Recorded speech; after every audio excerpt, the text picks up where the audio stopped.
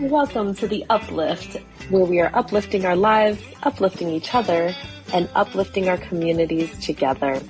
Thank you for joining myself, Sai Herrera, and Tessa Savala here, two women, two attorneys, doing it our way, and inviting you here each week to share in on the stories, advice, and life lessons we've picked up along our journeys that keep us uplifted, and that will hopefully do the very same thing for you. Now buckle in and let's get ready to be uplifted.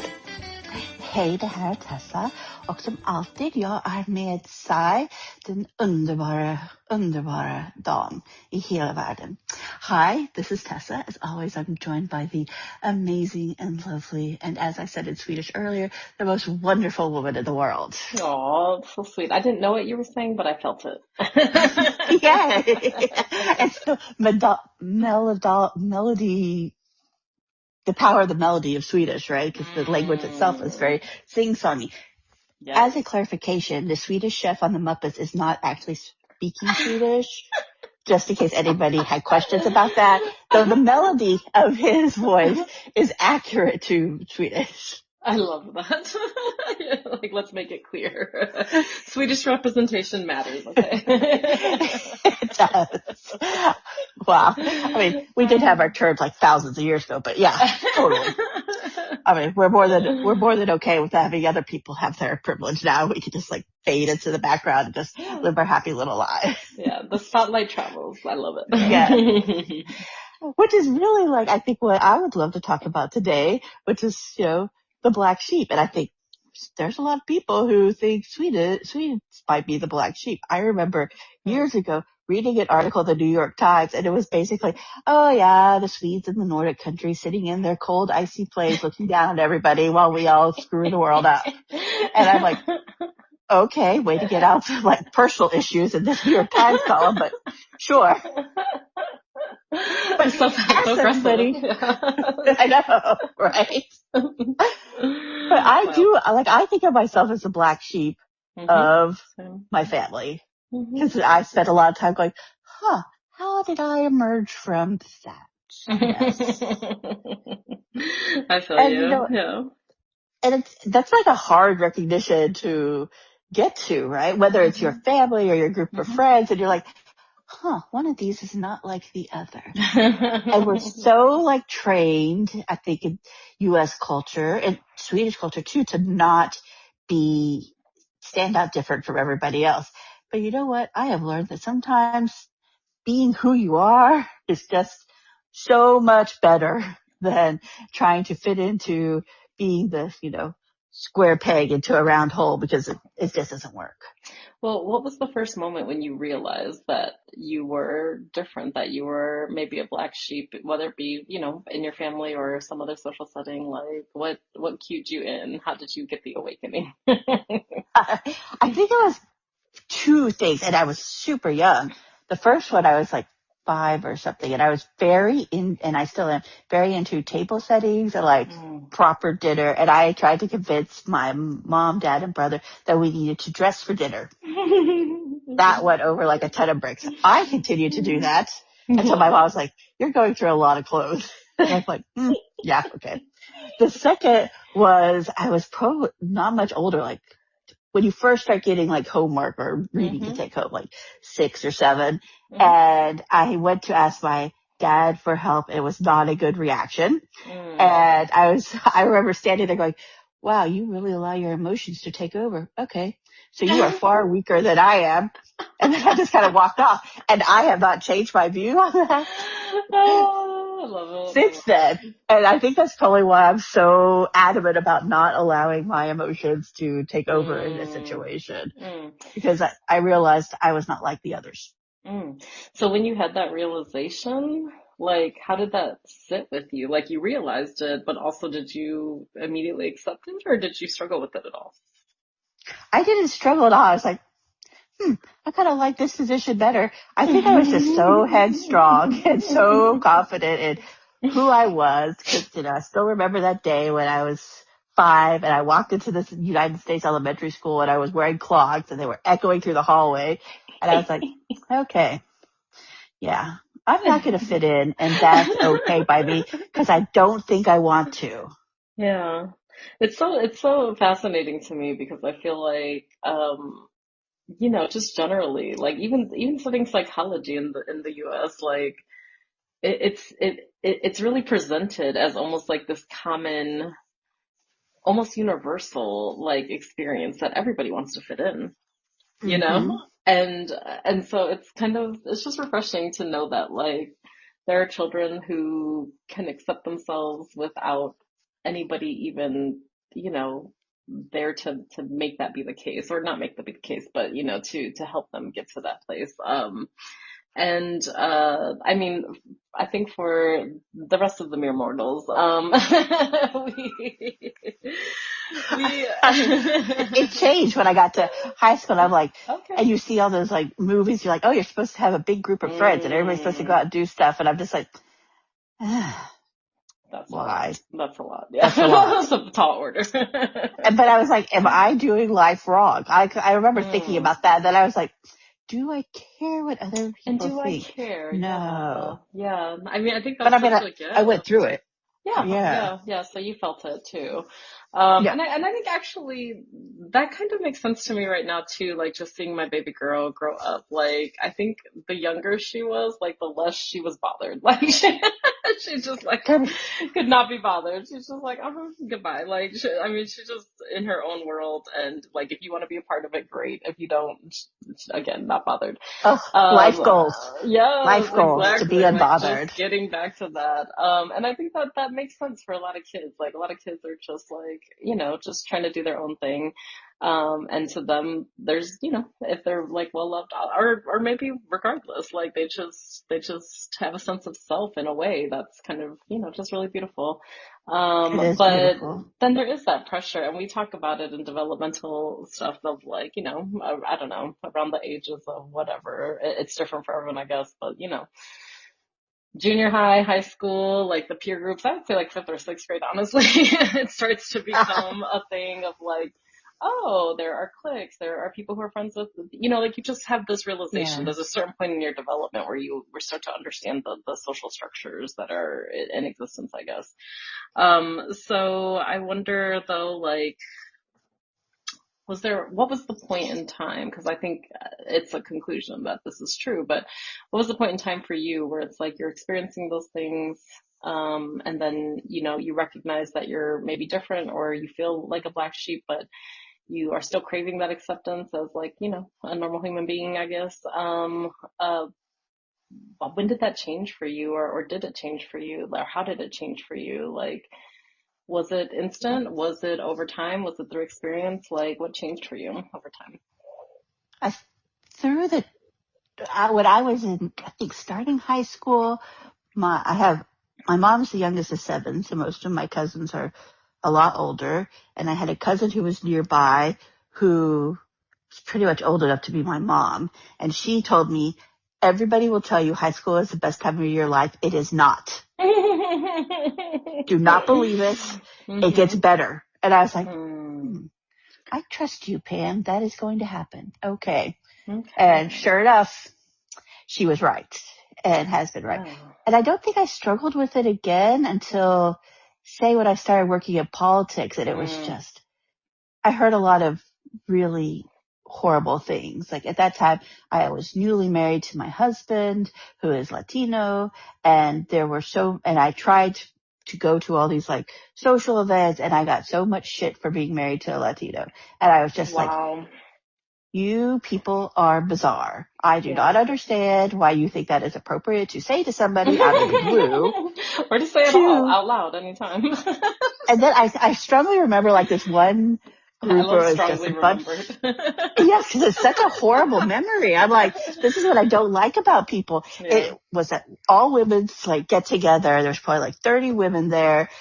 One of them was like, I can't believe you literally just sat down in front of me. I did not know her. It's like, I can't believe you're married to a Latino. My sister's dating a Latino, and we just cannot allow that to happen and I'm just like, Gasped. are you kidding? And then I stood up for myself, and then this woman Yeah. started crying, and everybody tended to the woman who was crying, and I was like, The I'm woman out. that was attacking you or making these Yes, crazy claims? Wow. yes.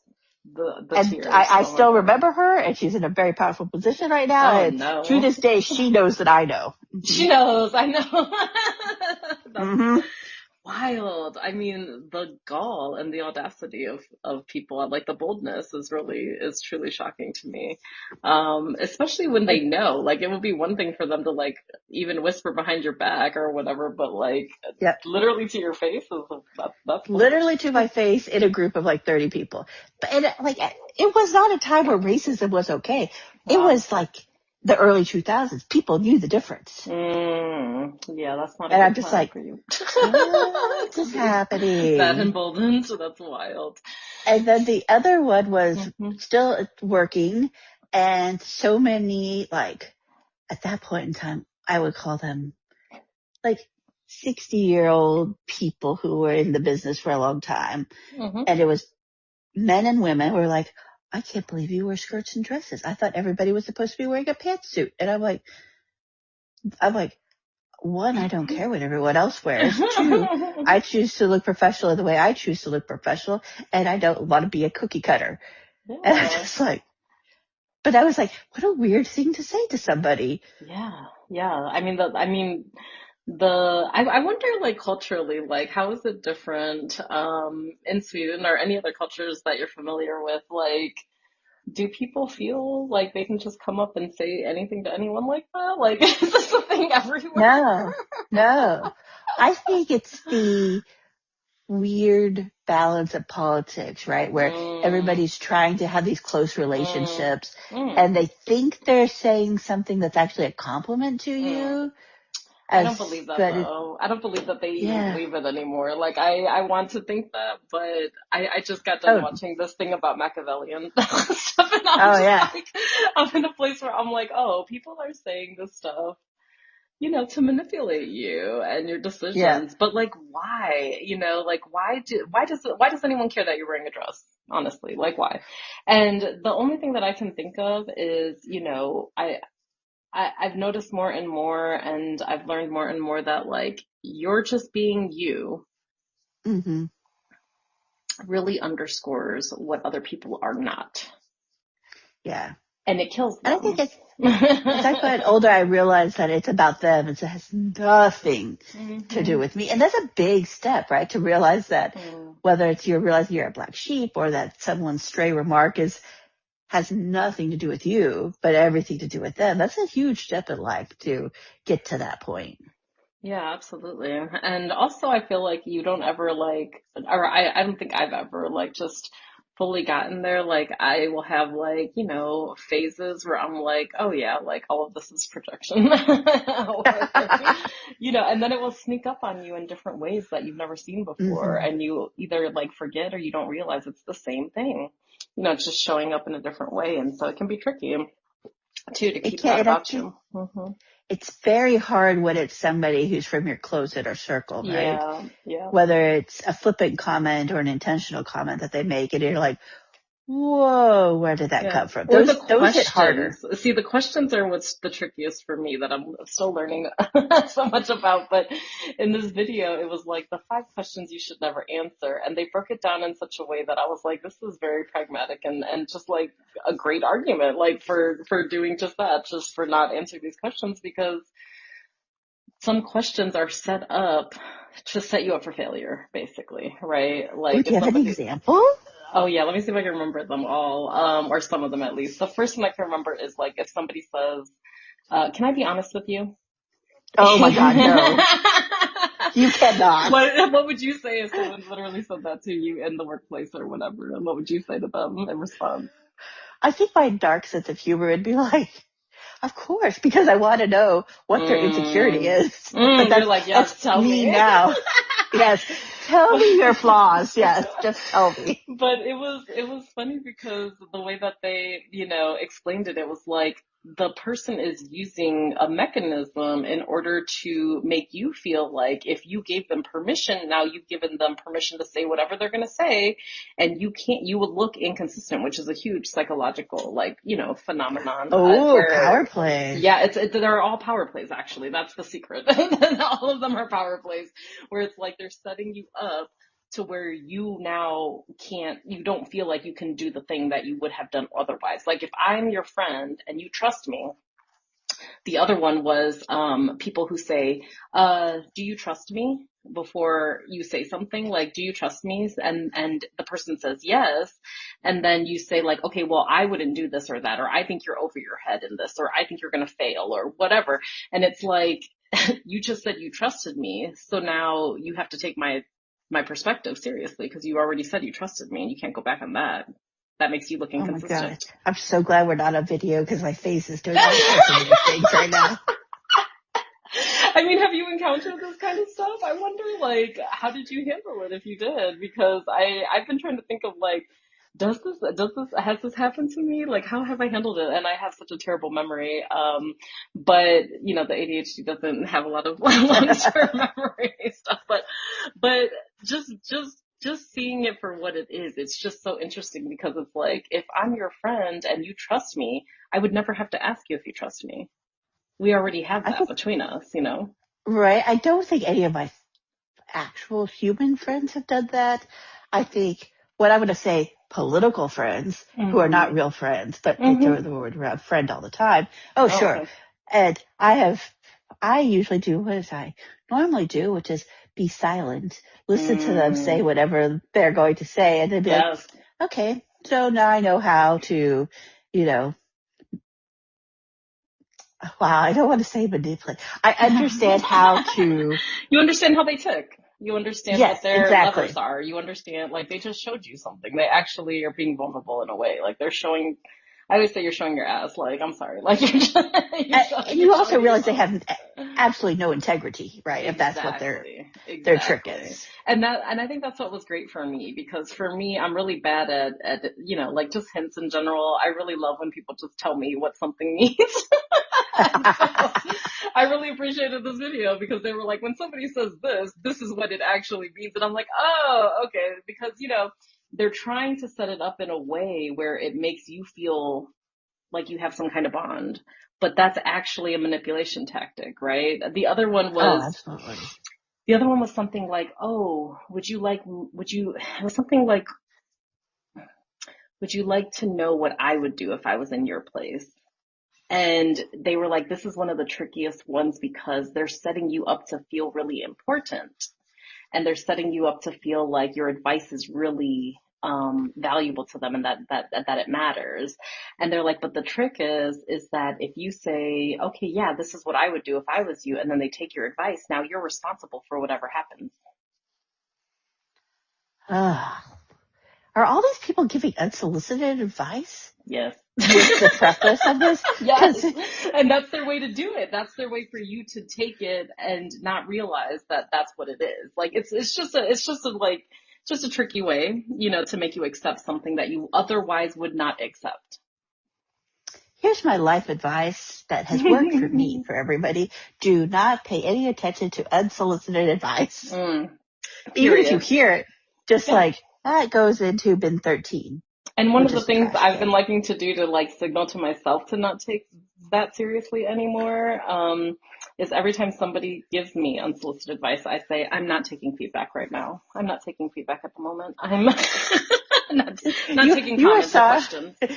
you are so kind to give them that information. Whereas I would be like, I am not going to provide you with that information, but rest assured that's going to be noted You're somewhere. like filed, thank you, Yes. noted and filed, yeah. But that's what I have to tell myself to remind myself, like, do not take these people seriously. Do not take that seriously. Like, it Yeah. just helps me to dismiss it myself, where I don't even necessarily file it. I'm just like ignored, like rejected. It's just unimportant to me. I don't have enough room in my filing cabinet, unfortunately, so that's gonna go straight to the trash. I was trying to think of like, do you have any tips or tricks for like you hear it and you know you're supposed to file it away into the hmm trash can, hmm but sometimes that'll like, the trash kind of sneaks out of the can sometimes and like starts like mm walking around in your memory mm palace. How do you get it to go away again? I think that all comes down to the practice of coming back to Mm, yourself. yeah. That would be my answer and advice because what I know is what you're talking about. For me, I struggle with all the time. which is ruminating thoughts essentially. So even though I don't store everything perfectly in my memory, I wish I had that superpower. I do not. I have a limited, filing cabinet. You're And human. and I'm human and I'm not a robot. Unfortunately, Yeah. I don't have that capacity, which is honestly might be a blessing. My sisters joke all the time, like, oh, we don't even know if you have trauma. You just forget everything and move on. It's one coping mechanism. But unfortunately, I will fixate, or my brain will want to fixate on one thing that somebody said in that one meeting like 3 months ago, Mm-hmm. you know, Yeah. and it does sneak out and it sneaks in the quiet of the night, or, when you're trying to do another project, or, it's a distraction. It's all these things that, like, it can come up in any place. But my advice is, there's a few things that really help me. The first thing is just coming back to myself, and coming back to this moment. Because if you're thinking about the past, something that somebody said that you didn't want to Mm-hmm. hear, or that you didn't need, or that was literally garbage, you're living in the past, which means you can't be in the Yep. present. And when you're in the present, you can't be in the past. Yep. So, grounding yourself, finding this moment, being grateful for this moment, like just taking one breath and like just thinking about the miracle of the fact that you have a breath right now to breathe, like just that, just coming back to yourself and coming back to this moment, to me, is the thing that I have to practice over and over again until it starts to fade, just starts to fade away. There is a song lyric from a local Austin singer-songwriter who's been around forever.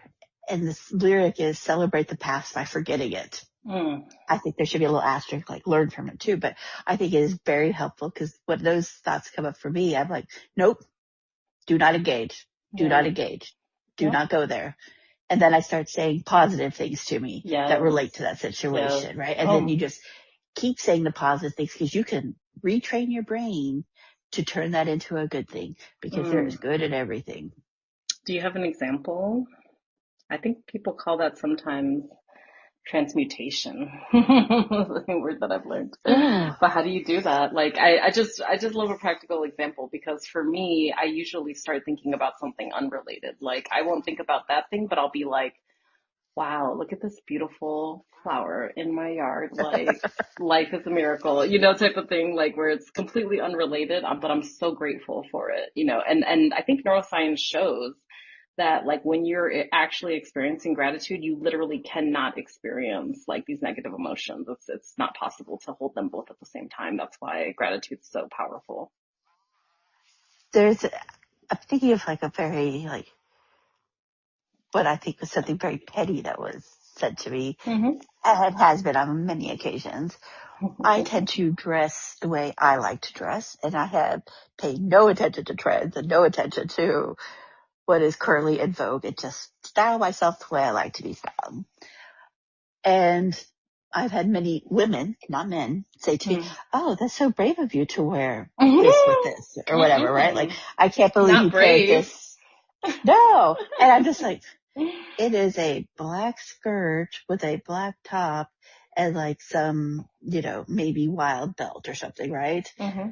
And I think it was before like leopard print really became a thing in professional settings. I was into leopard print well before that, Okay. like, cause I like the 50s Just so ahead much. of the curve. Before that. Yeah. Yeah. And I was just like, okay, I'm going to consider the source here, which is, one of my go-to expressions. And I'm looking up like, yeah, I would not dress like you. Never. No, not in a million Consider years. the source, first of all. Right? Which I think is very useful still. So true. To this day. And then I thought about, like, to get the positive things in, I'm like, think of all the compliments I received today. I like that. I like that. Just like literally, like, objectivity is so important, because rumination is so rumination is, you're literally fixated on a memory or a thought, and it's a negative one. And the reason why, like the mechanics of the psychology of it all, is simply because our brains are wired to look for threats. So if you get 50 compliments and one, insult, your Mm-hmm. brain is wired to fixate on that insult. So I think what you're saying is so smart because the good is there. We're just wired to ignore it and to hyper focus on the negative because that's our brain is wired to keep us safe, right? And so it thinks like, let's make sure to pay attention to the threat. We don't want to get hurt, right? So I think there's so much opportunity to find the good. And I love that example because of course you get compliments too. You just, most of the time, most people will just almost forget about them instantly. Or so many people are really like unable to receive compliments as well as care, as well as love. Like Yeah. it's difficult for people to receive those things truly. So they don't really let that even truly touch them in a way, right? It doesn't really land the way that an insult might land, right? It doesn't really actually, I want to say like have an impact. I'm thinking of like something touching your emotions, and it's like the compliments don't even really get that deep because we usually brush them off. Like we're taught this modesty thing where it's like, oh, you're cute Yeah. too. Or, like, oh no, it's nothing or whatever. And I have just learned to say, like, I've had to have a practice of receiving compliments and just saying thank you. And I agree 100%. I do not like when somebody responds with self-deprecating humor because I don't think people should Mhm. speak negatively to themselves. And Never. self-deprecating humor is speaking Yeah, negatively to yourself. absolutely. So And your if body I believes notice it. that, No matter exactly, how you're saying it or why you're saying it, your body believes what you say about yourself. depending on the person, sometimes I will say, aren't you the sweetest? That is so kind of you. I that's really appreciate that that's like compliment. bless your heart. That has the same tone as bless. That's you must have picked that Southern thing up. But bless your heart, girl. Bless your heart. I love I hope I do it without that like known caustic sarcasm that is right. But I mean it genuinely, like that is so, because I think it takes a lot of personal strength to give compliments to others Mm, because it is not something that is common in today's yeah, society. yeah. And you know what else I love about this little conversation? Part of the conversation is like we're talking about how to focus on the good and not the negative. Mm-hmm. And because our brains are wired for the negative, it's almost like we need to flood each Yep. other with compliments because to override that, to overcome it, right? So if you hear somebody saying something negative to somebody, I don't know, give them 3 compliments. Like I've said before, if Yep. somebody in my presence says something self-deprecating, says something bad about my friend, about my sister, about, my man, anybody who I love, like I will tell Mm-hmm. them, okay, now I need 3 compliments about yourself. 3, not Mm-hmm. 1, because one's not going to do it. Yep. So it has to be a Because, disproportionate response. and the science tells us, like neuroscience says, you can retrain your brain to see the good just by speaking positive things to yourself. Absolutely. Yeah. And one of my favorite things that I'm doing now is, whenever somebody tries to give me, an insult, I think about this Buddhist teaching that says, if somebody tries to give you, a gift and you don't take it, whose gift is it? Ooh, I like this. So if somebody tries to give you an insult and you don't take it, it's not yours, right? And so one of the things I like to do is whenever somebody tries to insult me, and it's usually, some passive aggressive bull that's like, Mm-hmm. supposed to look like a compliment, but it's really a backhanded compliment or also known as an insult. Yes. I don't know if this would work for everyone, but sometimes it works for me where I just go, thank you. And I just pretend that it is a compliment. In my head, I find a way to make it a compliment. Like they're acting like it's a compliment. So I just play along and I say thank you because, my brain, I feel like doesn't know any better. Like my body doesn't really I know any love better. this technique. One, because I think it confuses the recipient. Mm-hmm. Mm-hmm. Two, because you're like, I'm putting up this wall of positivity, Yes. and you cannot permeate this wall of positivity There's nothing with you can do. your, I can't be bothered. No, I yeah. cannot be bothered by you and your insecurities, actually. Oh my God. Yes. right? Because that's all it is, like we talked about. So whenever somebody says something like that, I'm like, thank you. Like if someone says like, I don't know, whatever, like I will literally do the gymnastics to make it that, it's actually a compliment. I will find a way to make it a compliment even in my head in that moment if I possibly can. And if I can't figure that out, I literally just say thank you anyways, and I'll figure it out later. This is amazing. I love it. So if somebody said like, wow, Tesla, that's really brave of you to wear that, you could be like, thank you. It's so brave of you to give a compliment in this day and age to another woman about, her outfit unsolicited. That's wild. But no, I would just say thank you. I would stop there, but it's so true. Right.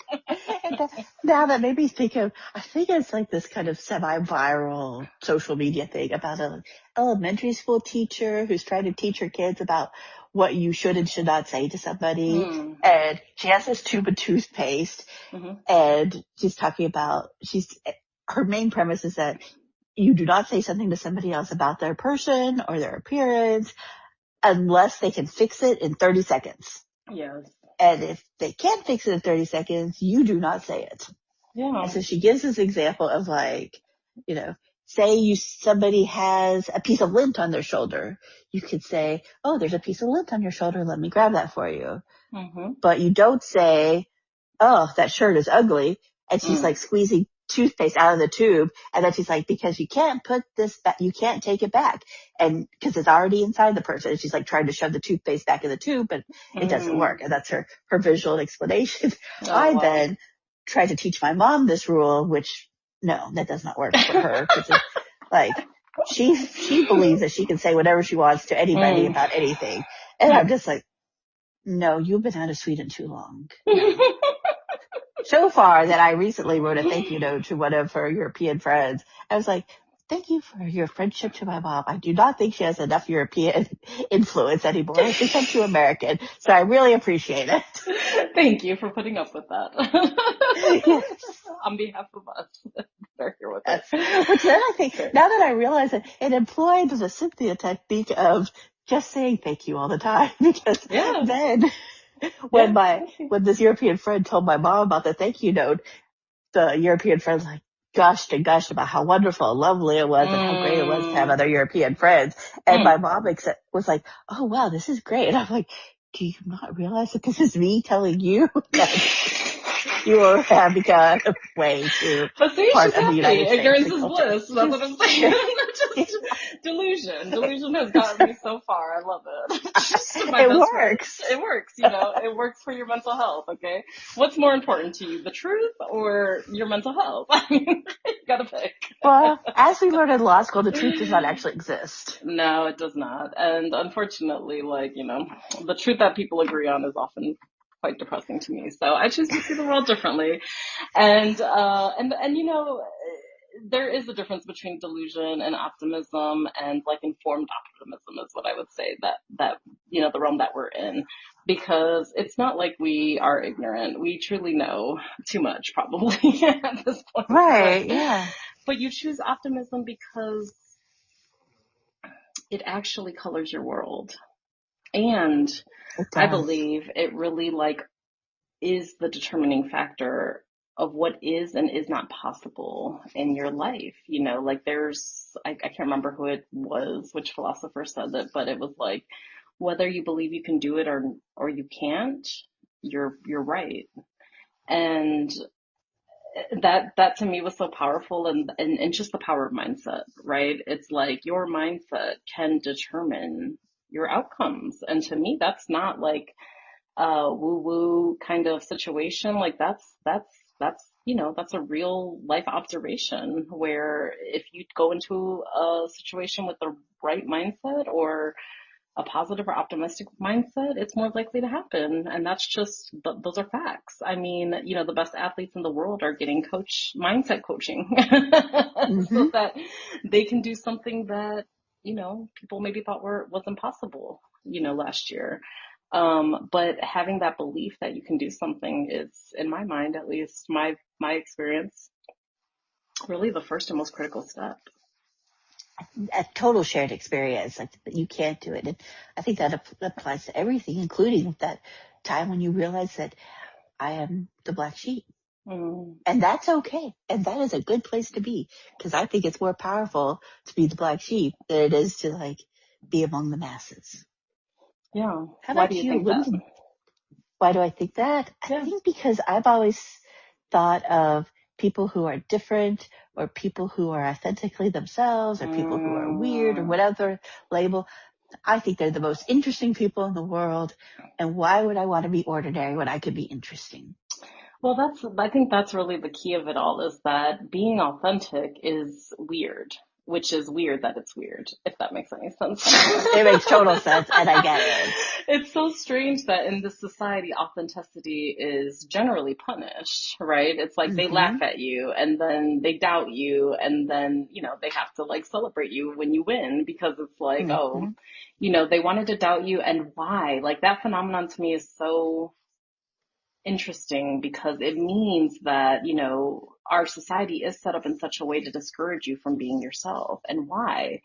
I mean, I love the why, obviously, but it's just the same answer as always. Like, if you are manipulable to forego yourself, it's like my grandma always used to say, if you don't stand for something, you don't stand for anything. Like, you're going to fall, right? Like, you have to stand for something. You have to be who you are. You have to stand in your authenticity, or you don't know who you are, and someone's going to come and tell you who you are and what you should be doing. So yeah, hooray to the weirdos. I love them. I agree. And what you were describing reminds me of that saying, crabs in a bucket, right? Like the crabs are trying to pull you back into the bucket. Whereas if you want to survive, you escape the bucket, because that bucket's going into a vat of hot water. Yeah, absolutely. Or, I mean, the wild thing is like, I always think about the tipping point, right? And it's like, if there was truly like, what's the right word? A critical mass of people who could see that, then, we'd be tipping over the bucket. Nobody would be going into the pot, right? Like, if everybody could be in tap with their own, true self, their authenticity, their source, like, then why would we have any need to really try to control one another or conform, right? Like, there wouldn't be any need for that, because everybody would actually be who they already are. I mean, they would really just be trying to discover themselves, which I think is the thing, right? Like, the more we can discover ourselves, the more we can be authentic with ourselves, then the more we can have real connection with other people, and ourselves. Yeah. And I like to think that's the whole point, right? To be our best selves, to make the people around us be their best selves, because we are comfortable in being our best selves. And it's just this like ripple effect where everything just gets better and better. Yeah.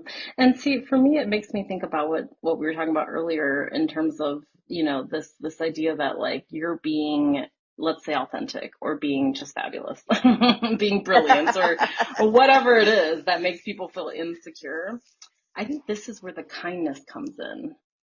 Like, you can be, confident and centered, and step into all of your authenticity, and like feel like just, full, weirdness, like, embraced, right? But when it makes other people insecure, and we see how all of those situations play out, right? We see how it gets projected onto us. We see how people say crazy things and unsolicited things to us. I think this is where the kindness comes in, where it's like, people need to see not only that you're brave enough, truly brave enough, not shady brave enough, but truly brave enough to go there and be yourself, no matter where you're going, and that they can too. Because, they always say that what you hate in other people is actually what you hate in yourself, right? It's just more projection, a different way of thinking about projection. But, I always think about that when I'm like, I remember thinking about, like, Powerful. there's like this random thing I was thinking about the other day, where it's like, thinking about like the different characteristics of autism and ADHD or ADHD. And one of the things is like the stemming, and like, the little like little tics you might have or whatever. And I remember when I was a kid that I had an aunt, my tia, or maybe she was technically a cousin, but based on age, we just call people cousins or tias. And, and she always used to flick her fingers, like, constantly, like just 1, 2, 3, 4, 1, 2, 3, 4, like every finger, like all day long. And I used to just stare at her and I used to be so bothered by it. And I literally just realized now why I'm so bothered by that. And it's because it's something that I would do if I didn't train myself out of it. Wow. Is it the noise or the movement or both? That the reason why I want to do it or the reason why I hate it? The reason why you are trying to train yourself not to do it. I think it's charming, personally. Yeah, I do too. My baby does it and I think it's so adorable. But it's not any of that. It's not that I personally thought it was wrong. It's that I could read the other people and know that they didn't like it. Right? It's not that I personally disliked it. I didn't. It's that I'm reading like, oh, this is otherness and I can't be otherness and I can't do that. So I hate that. I don't want to do it. Like I would fixate on it and I literally never knew why. Like I would have, like, I don't have tons of memories, but I have this random memory, like of watching her do that. And I just was thinking the other day, like, why would I remember such a tiny little random thing?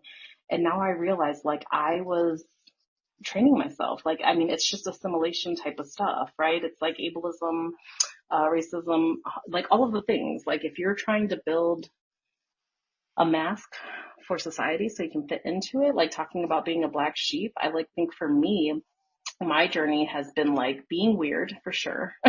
Just born weird, as my grandma would say, special, very special. Like feeling that weirdness, feeling that specialness, feeling that differentness, feeling that otherness, and then coming to an awareness about it. Like we talked about it as like a child, you might recognize it, but you don't necessarily think it's anything bad. But there's a certain point in time where you start realizing like, oh, people don't like that. People don't like you to be other. Like you're not going to have friends or like people are not going to whatever. And it's so hard to talk about because I feel like as a child, especially, like I'm just finding the language for it now. Like as a child, I'm not thinking about all of this stuff. I'm just like, oh, I'm fixated on that and making some kind of a note that like, I'm not going to do that. But it's all of the little signals. It's so subliminal. It's not out loud. Nobody's sitting you in a school anymore. Not that there weren't, assimilation schools in this country, tragically. But nobody's doing that anymore per se. I mean, not that, you don't get socialized in school. You do 100%, but, not in the same way, right? Now the socialization is far more nuanced, right? And now we have social media, which like is probably just telling people like this is exactly how you should look and what you should do and how you should sound and all the things. Probably, I don't know, I'm not on it anymore. But my point being is like it's so subliminal that this is where the masking comes up. So when we talk about being a black sheep, this is what comes up for me personally because I feel like I've always been different, period. Like, and I think I knew that at some point, or like or maybe I wasn't conscious of it because I was just so young and like I just didn't care. I was carefree. I'm so jealous of my younger self. And then when I, started growing and building these masks for myself, to fit in or whatever, to get friends or whatever it was that I was seeking. I think the scary thing is like you forget at some point when you're doing it for year in and year out that you're wearing a mask or that you created this persona or, that anything is different than who you are. You identify with it, right? You just identify with this persona that you've created. So for me, being a black sheep is all about coming back to my weirdness actually. And, I remember talking to my curandera and, when we first started on this journey and she was like, oh yeah, you're going to get a lot weirder. And I was like, okay, like that sounded scary to me. That sounds amazing to me. But now I get it. Yeah. And it is amazing. And it has been amazing. I'm like, oh, I'm actually coming back to myself. which is Yeah. beautiful and fantastic. And I love to get to know the real me. Like it's just wild how powerful these social cues are. That's really my reflection of like how subliminal, how powerful they are. That it can kind of take over your whole identity before you even know it, before you even realize, like, oh, that's not me, and you have to find yourself again. So that's my experience with it. That's just so fascinating to me. The power that those people had around to Hmm. make you think that being other was something wrong with you or Yeah. you were different and you were not supposed to be different. You're supposed to fit in, which makes me realize how important it is to have people around you who support you in your Mm. weird journey and the And positivity celebrate you, like beyond and support. celebrate you. Celebrate Yes. that. Like, I mean, think about like all the weirdos in history who were so, I mean, how boring would life be without the weirdos? Like, honestly, Yeah. like, it would just be literally just like one of those dystopian movies where everyone's exactly the same and nothing really happens, you know? Like, that would be so depressing. Everyone's wearing gray and shit. Like, no, this is terrible. We would have no art, we would have no music, we would have no dance, we would have, like, there would be nothing really. Like, it would feel like such a hollow, hollow world. So, for me, But it's it's just, easy to control, right? That hollow, oh hollow yeah, world. absolutely, because then you just change the expectation, Yep. and everyone's expected to do this now. So 100%. So, I mean, I wonder from a like, perspective of somebody who's, I consider very worldly.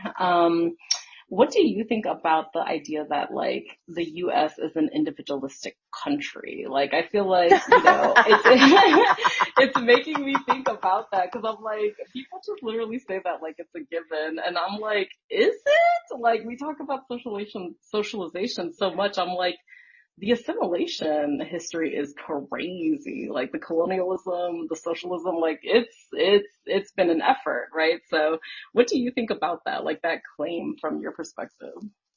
I think it's a farce. I think it probably existed at the founding of this country and maybe up Mm, to Manifest Destiny when everybody was moving west. But mm, then after that, once you get to, say, Civil War and larger communities and everybody, they were trying to control their outsiders. They were trying to control everybody who was weird. They were burning women at the stake. They were mm, putting people into certain schools or quote mm-hmm, unquote camps to get them to all assimilate. And mm, I do not think individualism has existed since. I think there are pockets of states in the West that tend to not conform as much to what people think it should be. And there's like that rugged individualism. I think mm. maybe 20 years ago that existed in Texas. I don't think it exists anymore. And I'm sure there'll be a lot of, people who disagree with me. But when people are no longer willing to stand up for themselves, Yeah. no longer willing to stand up for people who are similar to them, not only similar to them, but just their basic human people that just The shared are humanity. different. Yeah, like you can be Yeah. different but have shared humanity. Like you can have that in common. Right. And I think a lot of it is because of assimilation. People are no longer willing to think for themselves. Question your sources, Mm. people. Right. Yes. Yes. And I mean, the underlying thing again is the fear, right? Like there's a real fear. And I mean, I think it's hardwired in terms of like needing to be in the in group, the tribal thing, like otherwise you're at risk being alone. But at the same time, like I don't see individualism either. Like even being in Austin, people still tote the phrase of like keep Austin weird. And I'm like, which part? I don't know. I Yeah. don't I don't really see it, to be honest. I don't see how this is really very different than anywhere else except for some of the terrible, politics, frankly, and legislation that comes through Texas. But other than that, I don't I see don't even know if how it it's so different. requires legislation, right? Because I think No, it so many doesn't. Actually, people it's are like, cultural. Yeah. yeah. You know, I miss the days of the naked guy riding the unicycle around downtown Austin. Yes, that's what I'm saying. Like I think there was a time, but I haven't seen it. I don't know where that weirdness really, really is. And I And wish it would come back, right? Like, yeah, I wish yeah. that our Where did it politicians go would be, though? Where did it go and why though? That's my point is like, even in these places, like you were talking about like the Western states or whatever, and it's like, yeah, maybe right now, but like, how does that, how does that go away? And how do we protect it? Or how do we foster it? And, for me, it's like everyone tapping into their weirdness, their creativity, their uniqueness, their specialness, Mhm. like all of that is what makes a world unique, right? It's what makes a place unique. It's what makes things weird, in a good way, in the best way possible. But like, I think a lot of it is how does it not happen? Yeah. allowing people to tell people how to live their lives. And I think we've had a lot Mm, of that in yeah, our yeah, politicians yeah. who think things like, um, what is, oh, how there are certain groups in certain religions, factions, who believe that the Bible said things about either women not working or that homosexuality was, some sort of moral sin when it's Mm, not. Let me right. be abundantly clear. But it was just a translation, and not even a translation. It was their interpretation of something that was written like 6 times before, right? And translated 6 times And before. translated. And it's probably a Yeah. lot more than 6. I Oh, I'm don't sure. have I'm sure. much details. But, when we start making decisions about how other people should live, Mm. no. And that kind of like takes me to the thought of like freedom is like freakiness. Freedom is weirdness. Freedom is uniqueness. Like if the more a society is free, the weirder it is. Right? And the less it's Absolutely. free, the more conformed it is. So It's so like that just example that mhm. we're seeing now in the press where if there's a protest in the United States, it's 10,000 people in a square. If it's a protest in France, they're going to shut down a train Mhm. line, Yeah. right? Big Yeah. difference in the impact that those Mm. things have. Disruptiveness, yeah. Yeah. Yeah. Yeah, and the willingness, right, to really go there. But,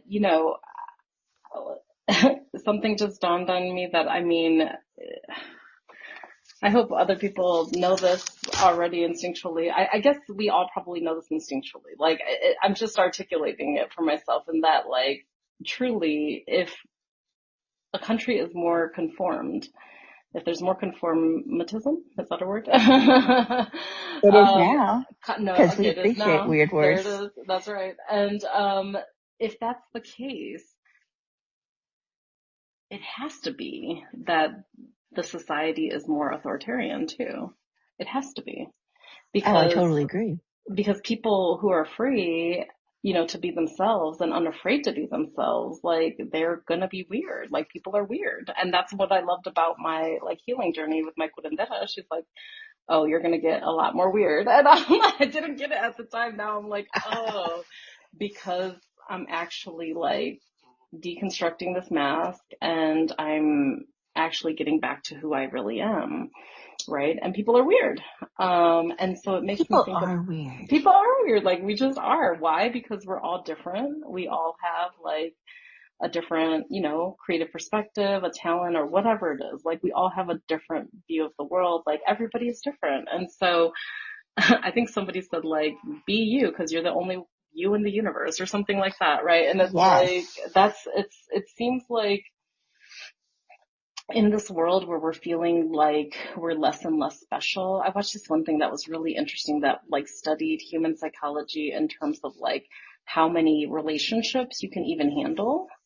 And it was saying that, Interesting. yeah, it was like you can like just as an evolutionary type of like average situation, right? Like there's some people who are just like savants at people. They can memorize, all the names or whatever. But it's like actually managing relationships for an average person. Like you can only manage like, I don't remember what the numbers were, but it was like 50 kind of like surface level type of relationships, and it was like only like 20 like, deeper relationships, and only like, I don't know, 5 like super, in-depth relationships, whatever the numbers were.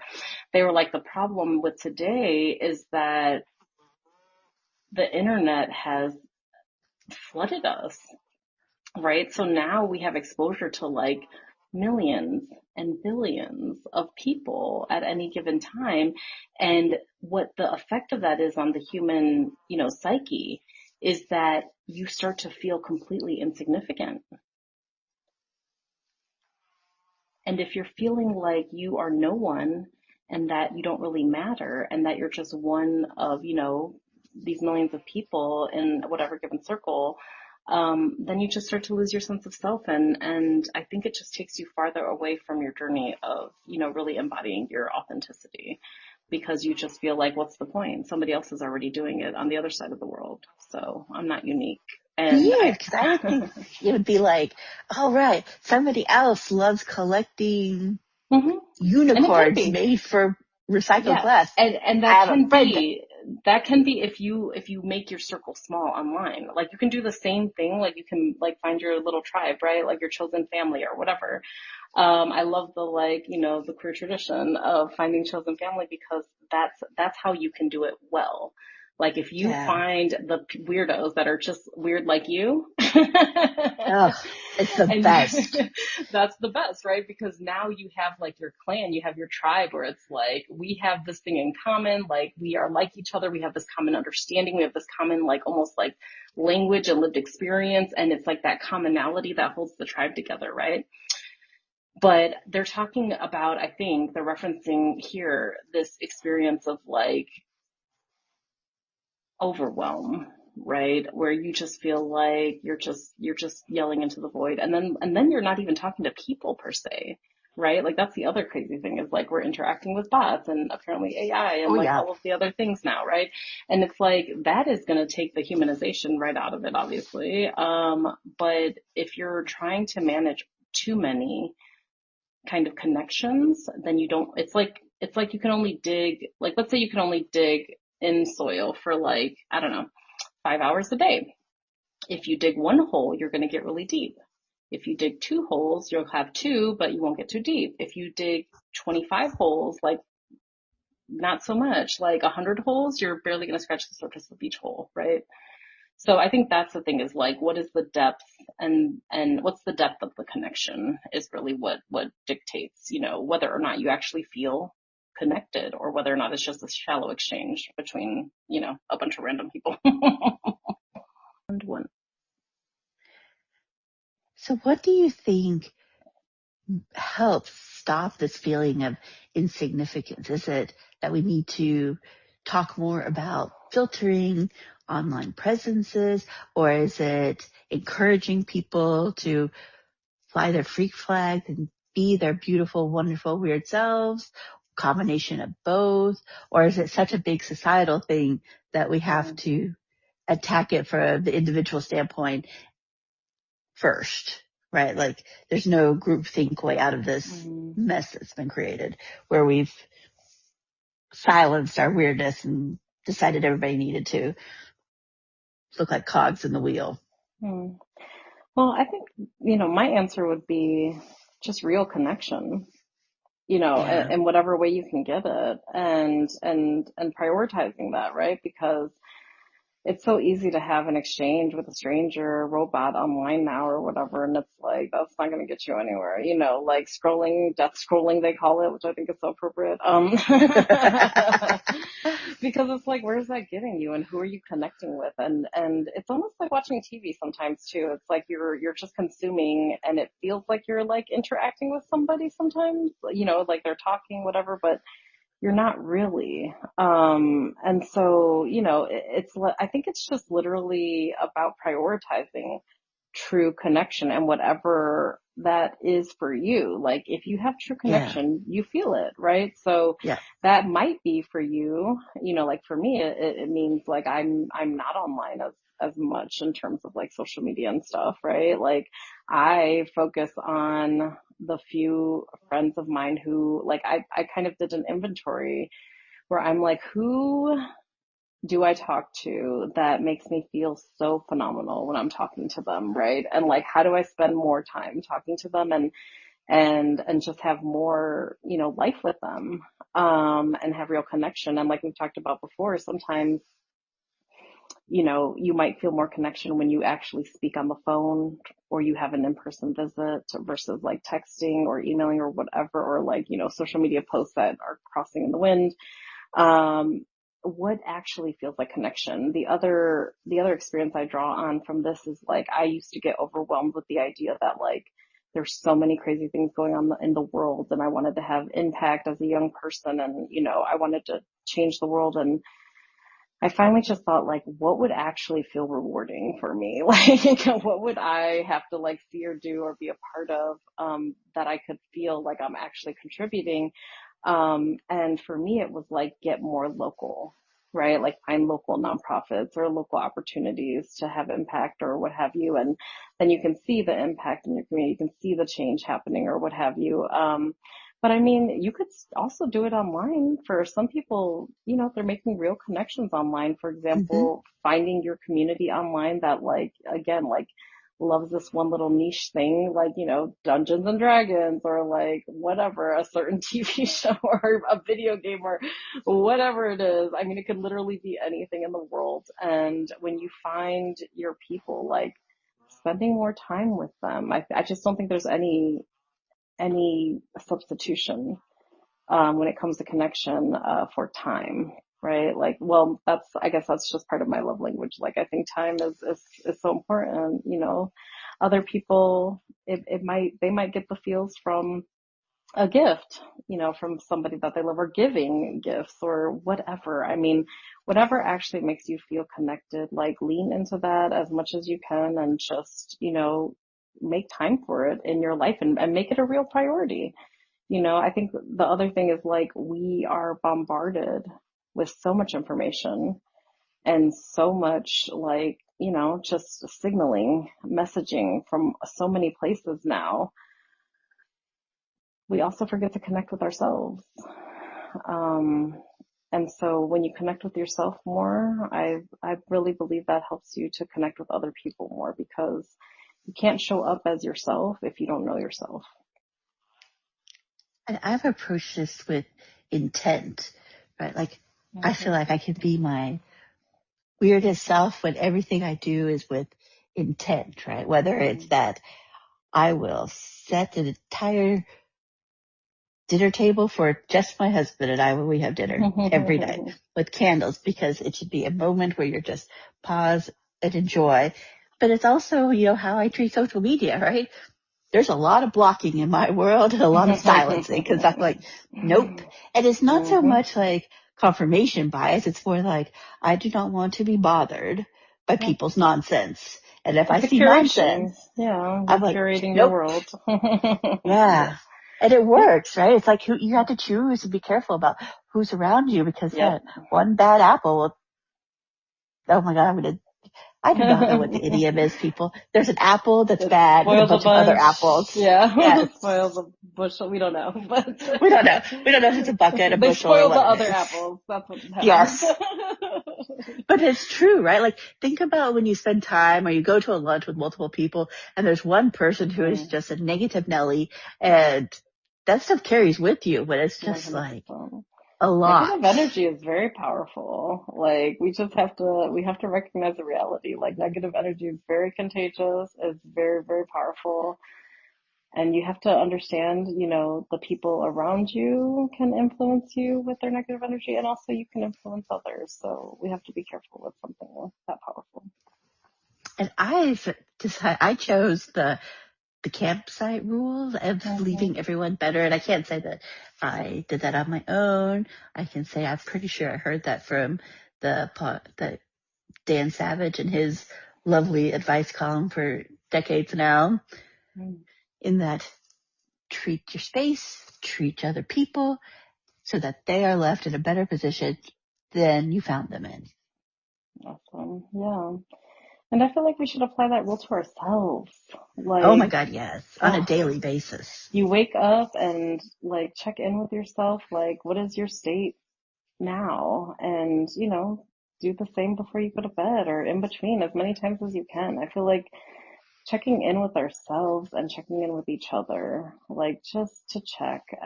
It's just such a beautiful expression of love, Hmm. self-love and love for others, right? Like just caring enough about your well-being and the well-being of people that you love, like that speaks volumes to both. And it really shows that, you have concern for them, you have love for them, you want them to be well, you want yourself to be well, like that's showing up and just making sure that everything is at least going in the right direction today. And if it's not, being there to like, hold each other or hold yourself or someone And else. something I've started doing the last, I would say, handful of days is saying silently to myself 3 things that made me happy that day. Hmm. Can Right? you I name feel like one that's a today? yes. I tended to some orchids that I had not tended to this Ooh, morning, and I soaked them, and I trimmed off any dead roots nice. and took care of, polished the leaves, fed them, and then put them back in their place. And that, like that moment of just like being so focused and in present was just, it was really great for me. That's wonderful. How I about was you? I was walking just down in my backyard, just walking, my little dog Luna down the walkway, and I turned the corner and seen that the banana trees are coming back, and I love it. I'm so excited and grateful for that. I don't know why I love everything tropical. So That is nature, anyway, right? The miracle of nature. yes, Yes. exactly. And it makes me feel so grateful. And I was watching something today by one of my favorite authors, Michael Pollan, I think is his last name, and he was talking about like consciousness. He wrote a new book on consciousness, and they were talking about the consciousness of plants, and they were like, "There's something there, but like we don't know exactly what it is." And it just made me think about how alive the world is. Like Yeah. we are put in this colonialism mindset that the world is for our taking and for our extraction and for our profit, right? In a lot of different ways. But just being in space where there are plants that are thriving and like we have some climbing plants that are like, you can see them growing towards, the house or whatever, like reaching out. It's like Mm. there's so much beautiful life, and I'm so grateful that I get to just experience it. It's beautiful. And I find that if I'm having a hard time with my own thoughts about myself or struggling through some thoughts for like work, 5 minutes in a garden, like Mm. gets you recentered. And I think it's because it's such an easy place to just start focusing on everything that's beautiful and amazing. Yeah, absolutely. And it also, I think, helps you to start feeling like you're part of something bigger, but you're not alone. Yeah. Like there's one philosopher who frames it as like, an apple tree apples and the earth peoples. And by that, I think he means that like we are a product of this, earth, like it's something that is grown here, like we're of the earth. And so that connect again, it's just connection. It's meaningful connection. So meaningful connection to Mother Earth, to Source, to yourself, somebody you love. Like meaningful connection, I think, is the thing that we're missing most right now, actually. Um, I, for me in the garden, it reminds me that we can just appreciate the freakiness, right? Like we compost at mhm. home. And sometimes that means like if you have a tomato seed in your compost, it's not going to compost and you're going to end up with a random tomato plant in the middle of, say, a garden of flowers. And I have learned to appreciate that, right? Like Mm, it's not structured. It is just the beautiful thing that is happening. Like right now, we used to have a peach tree that we had to cut down because it had run its life course. And we have a random peach tree coming up in a vegetable garden because I'm assuming some bird or squirrel ate the peach mm. and left the pit. And now a couple of years later, we're starting to see an actual tree emerge. And I'm like, Wow. The beauty wow, of randomness. I love it. right? It's It is so amazing. nice. Yeah. And what's funny about that too is like it's interesting to me how so many humans like crave uniformity, Mm-hmm. but also they crave novelty. I find that just fascinating generally. Like we Yeah, want how those things to two be fight each other. structured. Yeah, like why is that a thing? Like we want things to be structured and like straight and whatever, and then we want there to be like a surprise and like a random thing. And I don't know. I've been drawn more and more to like organic shapes lately, just generally. It's just interesting to think about how our brains like crave different things. And it kind of made me, when you were saying that, it kind of made me come to this little mini conclusion that like the straight edges and everything being uniform and everything being perfect, kind of like what we talked about with conformity in society. To me, if we're focused on that, and I mean, you can think all the way to like, levels of OCD that are not healthy, right? Yes, It makes me yes. think that like that's us being authoritarian over ourselves and trying to control. Whereas when Ooh. you embrace, the randomness of nature and you embrace the organic shape of your body, the organic, flow of your thoughts, the organic kind of like winding road that is your life, that's you getting into a flow of acceptance versus this rigid like authoritarianism you're trying to impose on life that, in my experience more and more seems like that is not the way. This gives me hope that as we get older, we just get weirder. Like, I want to Yes. be that weird, The weird weird. old lady. Yes, like, that's my life goal. Weird Yes. old lady. Life goals. Yes.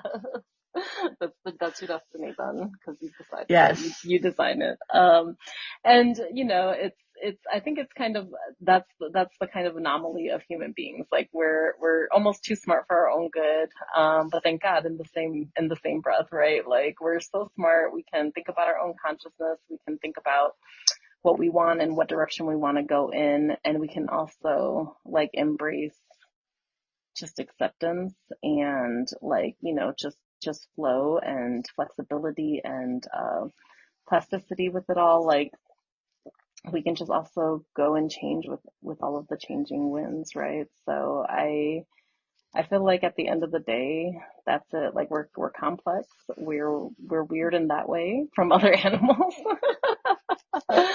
And so we just need to embrace our weirdness. We're all freaks and I love it. I love it too. And I hope everybody else realizes that it is okay to be a freak. It is okay to be weird. It is okay to be the black sheep. We welcome you. We hope you get more black sheepier. You get weirder. You get Yeah. crazier. And you are just so true to yourself and completely unbothered by what anyone says to you about it. Because I Yes. think that is true freedom. Yes. Not only is it okay, I think like you said before, it's the desirable thing. I think this really Mm-hmm. should be our life goals, like living and standing in our authenticity and being as weird as we can possibly like get in terms of being true to who we are, like actually living in alignment with who we just are. Um, that's truly a goal. I think that's truly a goal of like unmasking and finding the reality of who you always were. I think that's so beautiful. And yeah, not only is it acceptable, it's like it is the thing. Like we would celebrate each and every one of you for taking any little step or progress towards that. So And we will. So if you yes. have ideas of how you want to be weirder, let us know. We're a safe space where you can tell us because we're telling you the way we like to be weird. So let's all be weird together. Yes, I love it. All right, y'all. Well, we will talk to you next time. Thanks again for tuning in and stay uplifted.